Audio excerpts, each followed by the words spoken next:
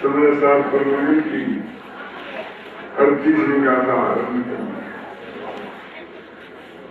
जैसे समय साल की बहुत महत्वपूर्ण गाथा है और सहज भाव से यहाँ आई है। हमने करीब 2-3 वर्ष पहले से समय साल का आरंभ किया था, तो उसी क्रम में आई है।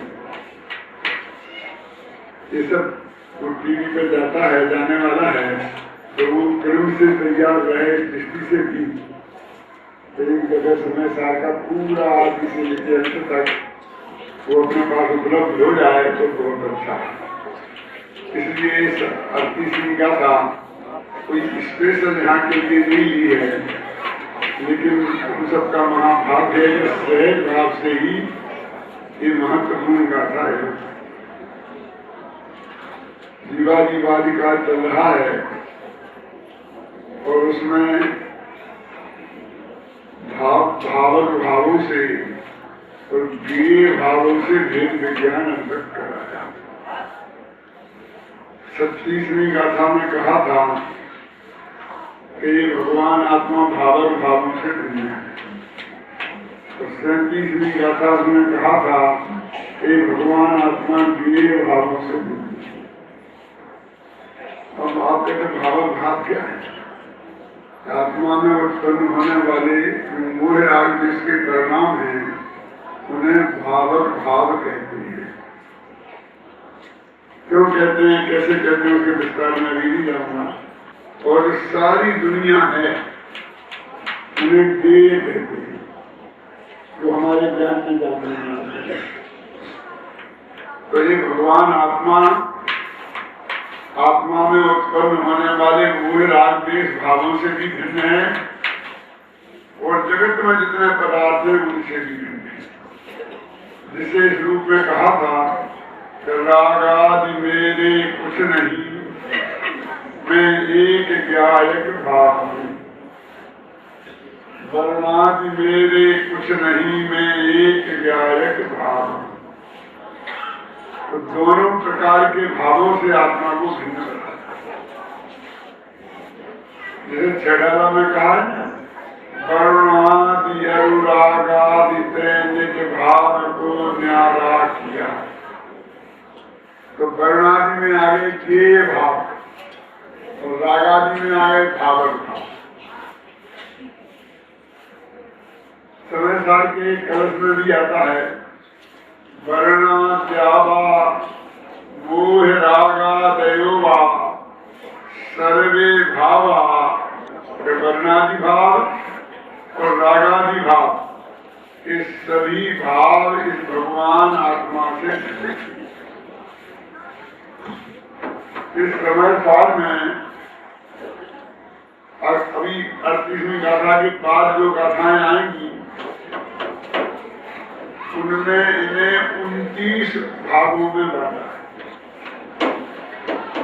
जिसमें 30 तो वर्णादि में शामिल होते हैं और 9 रागादि में शामिल होते हैं, जो मायना स्थान गुण स्थान सब आ जाते हैं।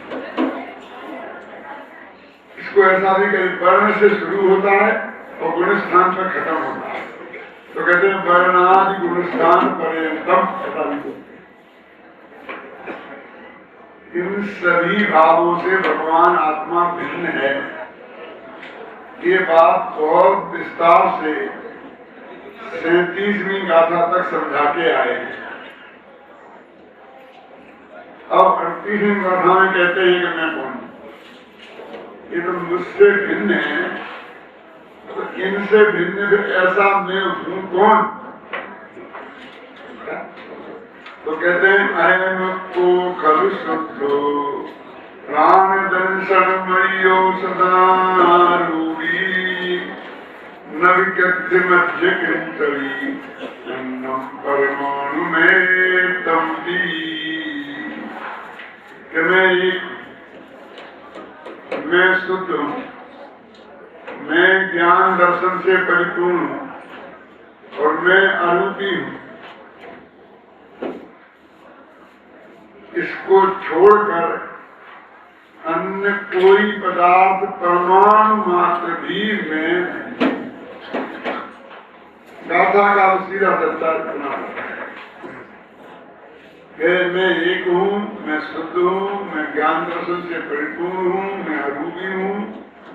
इनको छोड़कर जगत में जो कुछ भी है, जिन्हें अभी हमने वर्णादि और रागादि कहा, 29 प्रकार के भाव कहा, भावक भाव के भाव कहा, उनमें से प्रपंच परमाणु मात्र, परमाणु सबसे छोटा होता है, इसलिए कहते इनमें से कुछ भी मेरा नहीं है। इतना सीधा सकता है इसमें अर्थ। इसकी पहली पंक्ति तो 73वीं गाथा की पहली पंक्ति लगभग समान है। वहां भी अहम को शुद्धो दर्शन, इसमें मयो सदा रूदी है और ज्ञान दर्शन समझो।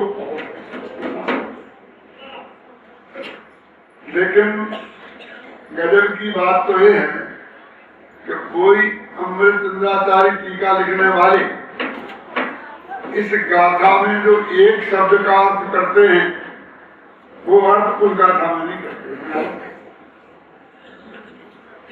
इस गाथा में जो शुद्ध शब्द का अर्थ करते हैं, उस गाथा में वो अर्थ नहीं करते हैं।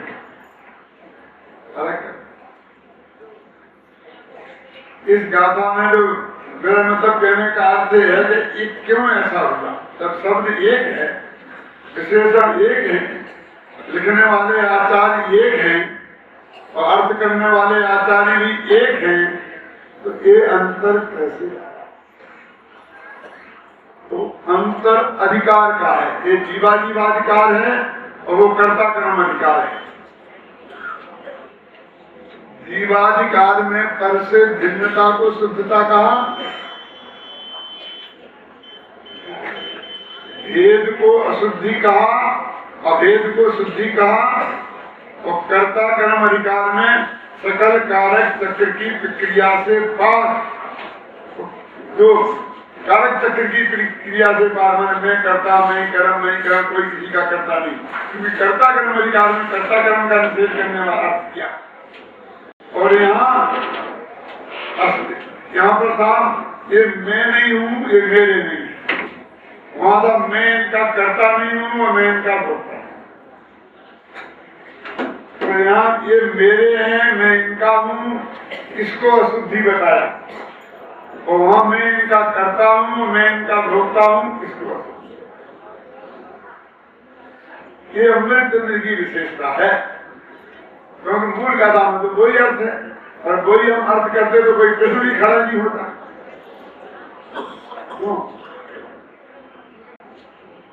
लेकिन वो कहते कि नहीं, ये कर्ता कर्म अधिकार की बात है, तो यहाँ पर कर्ता कर्म का परद्रव्य के साथ निषेध करना है, और यहाँ एकत्व का निषेध करना है, अमृत का निषेध करना है।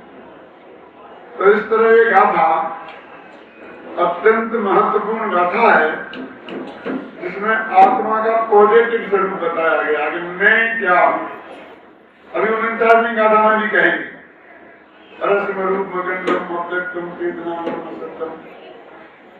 वहां अलग स्टाइल होगी। तो यहाँ ये कहते मैं एक हूँ, मैं शुद्ध हूँ, मैं ज्ञान दर्शन से पूर्ण हूँ, और मैं अरूपी हूँ। इसके अतिरिक्त अन्य परमाणु मात्र भी मैं और मेरा नहीं है। तो एक तो और वहां मैं किसी का करता होता नहीं।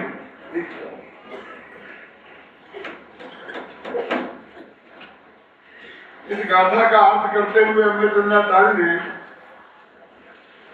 करीब 10 पंक्ति की टीका लिखी संस्कृत में, और आपके हाथ में किताब तो है ही, मैं तो गुरुदेव के साथ ही गया, वो पंक्ति पंक्ति पढ़कर बताते थे, अपन किताब में देख देख कर समझते थे। अभी भी अपने यहाँ वो परंपरा है, जो दैनिक स्वाध्याय है उसमें चलती है, और इतने बड़े समूह में उसका चलाना बहुत कठिन है। इसलिए भी ये बात है, कोई खास बात नहीं है। इसमें मुझ पे आपको ज्यादा भरोसा करना पड़ेगा। और एक अपनी आजादी की बैठक ऐसी है कि मैं इतनी दूर से इसे अच्छी तरह पढ़ नहीं सकता हूँ, लेकिन मुझे सब याद है। चिंता मत करना। इसमें क्या बताया गया है कि मैं हूँ, इसका अर्थ 7 पंक्तियों में है और बाकी पूरी गाथा में का अर्थ 3 पंक्तियों में है। क्या तो मिलान करके देखना क्या 10 पंक्तियां हैं। तो कल मैं एक हूँ, मैं शुद्ध हूँ, मैं ज्ञान दर्शन से पूर्ण हूँ, तो मैं माने वहां भी मैं का अर्थ अलग किया, यहाँ भी मैं का अर्थ अलग किया। वहां भी मैं गाथा का पहला शब्द है आयन में को खरी शुद्ध हो। अहम है पहला, अहम माने मैं, अब मैं का अर्थ वो करते हैं। मैं माने कौन? क्यों? सरकारी दुरात्मा, कर से धन, राग से धन, दरिया से धन, क्यों? दृष्टि का विषय जिसमें अपना स्थापित करने का नाम समय दर्शन है। यहाँ में का अर्थ नहीं।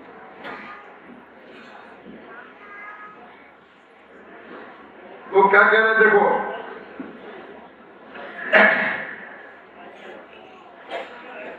जिस प्रकार कोई पुरुष अपनी मुट्ठी में रखे हुए सोने को भूल गया था, क्या मुट्ठी में रखे हुए ध्यान है, यहाँ से शुरू करते हैं। माने कितना मूर्ख आदमी पकड़ा है। कौन आत्मा का कल्याण कर सकता है? आत्मा को कौन समझ सकता है? फर्स्ट क्लास फर्स्ट पास हो, शास्त्री हो, न्यायाधीश हो, एमए हो, बहुत पढ़ा लिखा हो, क्यों? कितना बुद्धिमान होना चाहिए कि अपनी अंगूठी निकाली और मुट्ठी में रख के ऐसी पकड़ ली। मेरी अंगूठी कहाँ है? और खोलता फिरता है, सबसे पूछता फिरता है, घर में बाथरूम में खोल दी, रसोई में खोल दी, पत्नी से, बच्चों से, नौकरों से, सबसे मेरी अंगूठी कहाँ गई? फिर किसी ने देखी, यहीं रखी थी, कौन ले गया आकर? क्यों ऐसा? मुट्ठी में रखे हुए सोने की डली को जो भूल गया है, ऐसा व्यक्ति, उसे या तो किसी कोई दूसरा बताए कि तेरा मुट्ठी खोल के देखो ना, मुट्ठी बंद क्यों की, और वो खोल के देखे और मुट्ठी मिल जाए। और या कोई नहीं बताए तो उसको ही विकल्प आ जाए कि मुट्ठी खोल के देखू ना। माने गुरु को जगह तो दी, अनंत भगवान को जगह तो दी क्या, लेकिन कितनी अनिवार्य नहीं, स्वयं भी हो सकता। या तो गुरु के उपदेश से या स्वयं, और ऐसी मुट्ठी खोल के देखे, अरे ये मुट्ठी तो ये, और एकदम कितना प्रसन्न चित्त हो जाए। ऐसा यह आत्मा अनादिकाल से अपने अज्ञान के कारण, कर्म के कारण नहीं, अपने मोह के कारण, भाव मोह के कारण, अपने अज्ञान के कारण अपने आत्मा को भूल गया। तो या तो किसी गुरु ने उपदेश दिया बहुत प्रेम से, और या अपने आप ही उसे अपने आत्मा का ज्ञान हो गया कि और ये तो मैं हूं, ऐसा ज्ञान जिसको हो गया, ऐसा मैं है तो मैं ही, कोई प्रकार ही ध्रुव, लेकिन कैसा? ऐसी पर्याय से पढ़ वो दिया नहीं क्या, देव ज्ञानी भी नहीं, छठवें सातवें गुणस्थान वाला भी नहीं, श्री तुलसीदास जी के सामने श्री कृष्ण भगवान आ गए मुरली बजाते, तो तुलसीदास जी ने कहा बहुत अच्छे लगते हैं।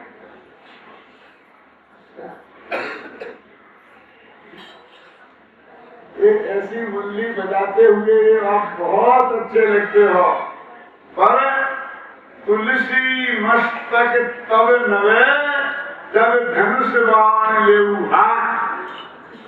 तुलसीदास तुम्हें नमस्कार जब करेगा तो हाथ में धनुष बाण लेके आओगे रामचंद्र जी के साथ। हमें मुरली मुरली की जरूरत नहीं, अभी देश संकट में है, अब हमें धनुष बाण की जरूरत है। क्यों? लिंकन ने एक कविता लिखी है हिमालय के प्रति, हिमालय से मांग की है। तो ऐसा मानते हैं सारे कौरव पांडव दीक्षा लेके हिमालय में चले गए, वहां से शरण चले गए कि तुम भेज न युधिष्ठिर को यहाँ, जाने दे उनको स्वर्ग धीर। तुम फिर हमें गांडीव गधा, लौटा दे अर्जुन भीम वीर। तीनों के इतना पर हमें युधिष्ठिर की जरूरत नहीं है। क्या करेंगे युधिष्ठिर आगे क्या वो धर्म का उपदेश देंगे? हमें नहीं सुनना धर्म, तुमको हमको भीम और अर्जुन को लौटा दे और उनकी कथा और धनुष बाण लौटा दे, जो आकर हमारी रक्षा करेंगे। तुम भेज न युधिष्ठिर को यहाँ, लौटा दे जाने दे उनको स्वर्ग धीर। तुम फिर हमें गांडीव गधा, लौटा दे अर्जुन भीम वीर। तुलसीदास कहते हैं हमें तुम्हारी जरूरत नहीं मुरली बजाने वालों की। मुसलमान लोग देश को लूट रहे, मूर्तियां खंडित कर रहे, धर्म की इतनी दुर्दशा हो रही है और तुम मुरली बजा रहे,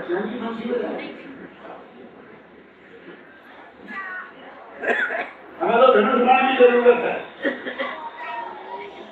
कि भले विराजे नाथ बहुत अच्छे लगते हो, लेकिन तुलसी मस्तक जब नवे जब धनुष बाण ले, वो कहते हैं कि ना तो हमें अनादि का निगो दिया ऐसा अज्ञानी चाहिए, और ना हमें हमारी बात के लिए केवल ज्ञानी चाहिए। हमें तो ऐसा चाहिए कि हाथ में मुट्ठी रखा हुआ सोने को मुट्ठी को जो टूट गया, और या गुरु के समझाने से याद आ जाए या खुले याद आ जाए और खोल के देख ले, तो या देश में अधिक पूर्वक आत्मा की अनुभूति करें, या स्वयं ही या बुद्धत्व बोधित या स्वयं बोधित अथवा निसर्ग अथवा अधिगमन कैसे भी हो, ऐसा शिष्य ज्ञान होना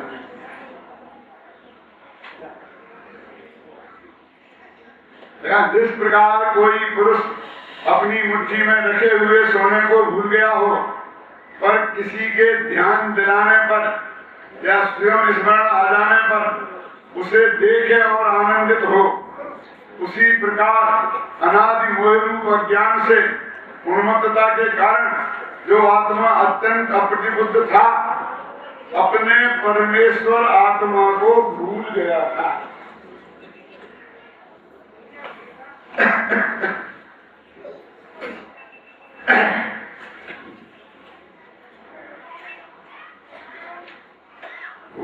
विरक्त गुरु के द्वारा निरंतर समझाए जाने पर इसी प्रकार समझकर सावधान होकर अपने आत्मा को जानकर उसका सिद्धांत कर उसका आचरण करके उसमें तन्मय होकर जो सम्यक प्रकार से एक आत्मा राम हुआ, दर्शन ज्ञान चारित्र रूप से परिणमित हुआ, अतीन्द्रिय आनंद को प्राप्त हुआ, यह मैं अनुभव करता हूँ। यह ऐसा क्या अनुभव करता हूँ कि मैं एक हूँ, शुद्ध हूँ, पर ज्ञान दर्शन से परिपूर्ण हूँ। इतनी बात की विशेषता, मैं कौन, मैं इस पर्याय से युक्त आत्मा। वो जो अकेला आत्मा है ना, वो दृष्टि का विषय, वो निश्चय नहीं का विषय है। वो अकेला पर्याय वो व्यवहार नहीं का विषय है। और ये आत्मा इस पर्याय से परिणमित आत्मा को प्रमाण विचार कर। अभी तुझे का प्रदेश हो रहे ना, क्या सुना बोलो? जो प्रकाश शक्ति का काम क्या है? आत्मा में एक प्रकाश शक्ति है, उसका काम क्या है? ये अपना आत्मा स्वयं अपने स्वसंवेदन ज्ञान में प्रत्यक्ष हो रहा है। प्रत्यक्ष प्रमाण का भेद है, नए का भेद है। प्रत्यक्ष तो परोक्ष किसके भेद है?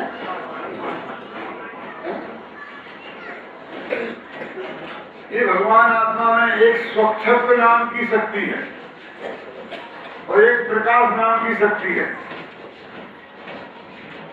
तो स्वच्छत्व शक्ति का काम क्या है कि ये इतना साफ है, इतना नीट एंड क्लीन है कि सारा लोकालोक इसमें झलकता है।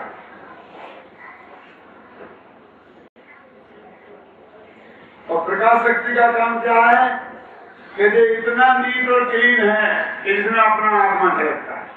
ये हो गया, सारे लोग में अपना आत्मा नहीं है। तो सारा लोग झलका था, तो आत्मा भी तो आ गया था ना, कि नहीं फर्क है। वो सारा लोग जो झलका था वो ऐसा झलका था कि ये मैं नहीं हूं, और जो आत्मा झलका तो ये मैं हूं, ऐसा झलका। इसको सुसंवेदन प्रत्यक्ष इसको बोलते हैं। इसलिए दो शक्तियां अलग अलग रखी है। चैताली चेतना में बहुत सी शक्तियां हैं। एक ज्ञान शक्ति जिसे आत्मा जानता है, और दूसरी दर्शन शक्ति जिसे आत्मा देखता है, तीसरी शक्ति फिर एक सर्वज्ञत्व शक्ति। जब जानता है तो सर्वज्ञत्व शक्ति की फिर क्या जरूरत है? तो उसमें ये तो बताया कि जानता है, लेकिन ये स्पष्ट नहीं हुआ किसको। तो सबको इसलिए अलग शक्ति है। अब सबको जान लिया तो हमें स्वच्छत शक्ति की क्या जरूरत है? कि वो जान तो लिया, लेकिन वो जानने के लिए किसी के पास गया नहीं। ये सारी दुनिया अपने आप उसमें झलक गई। ये बात उसमें नहीं आती, इसलिए हमने स्वच्छत शक्ति रखी।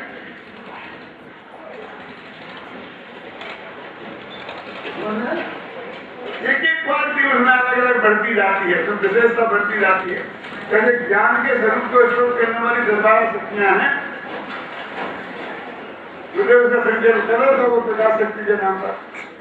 तो ये कहते हैं कि ऐसा में आत्मा जो अनादिकाल से अज्ञानी था, किसने अज्ञानी बनाया था, बना दिया, इसने कर दिया, ऐसा कर दिया, और फिर कोई और आज में ज्ञानी बन गया, धमकाने में ऐसा उन्हें समझा ही नहीं आपने।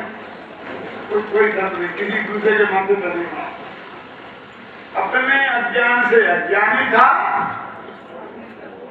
और या तो गुरु जी ने बता दिया तो भी मैंने अपने से समझा, और नहीं बताया तो भी मैंने अपने से, और वो समझने के दर्शन ज्ञान 4 रूप से परिणमित हुआ। मैंने कम से कम 200 अनुष्ठान मारा होगा। आत्मानुभूति संपन्न ऐसा आत्मा कहता है कि मैं एक हूं, मैं शुद्ध हूं। गुरुदेव से सब पूछो, गुरुदेव उठाते थे यहीं पर, मैं मानो यहाँ प्रश्न कहते कहते बने। अच्छा, आत्मा शुद्ध है और कौन है? जैने जानना तैने ये उत्तर आ गया। ये क्या शुद्ध है, कहने से क्या होता है, लेकिन ये इसके लिए एक और शुद्ध है, जिसने जाना उसके लिए एक और शुद्ध है।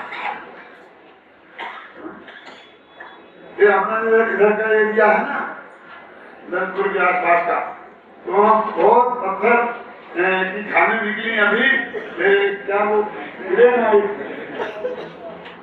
हम उसी एरिया को भी पत्थरों के ऊपर रहने वाले, तो पत्थर सबसे ज्यादा खराब नजर आते थे, क्योंकि वहां कोई कीट उगती नहीं,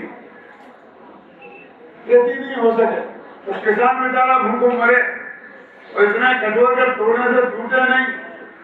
तो जो विपत्ति थी जिसकी वजह से सबसे खराब एरिया था, और वही अभी होकर के करोड़ों का अरबों का माल देश विदेश में जा रहा है, वहां तैयार हो करके क्यों?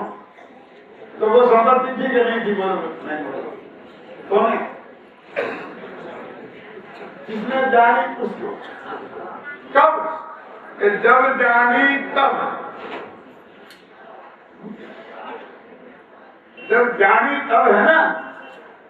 तेरा भगवान आत्मा तो ग्रेनाइट से भी बहुत और कीमती, बहुत बढ़िया चमकदार है, पर कौन है?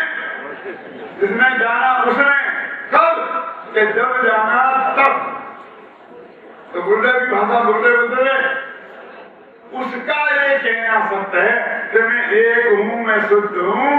तेरे कह रहा तेरा सत्य नहीं, कहता हो गया उसी आत्मा को तुम कहो तो सत्य, हम कहते हूँ कि जिसने जाना तो समझ पूर्वक कहे वो सत्य, और जो बिना जाने और बिना समझे मुझे कहे उसका कोई सत्य भी कहे तो सत्य